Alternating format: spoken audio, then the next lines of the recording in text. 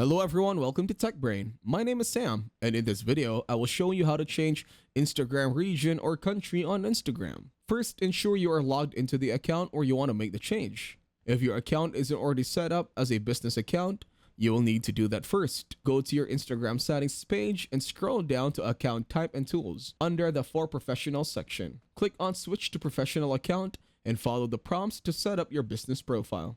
Choose the option that best describes your profile, such as Digital Creator, and tap Done.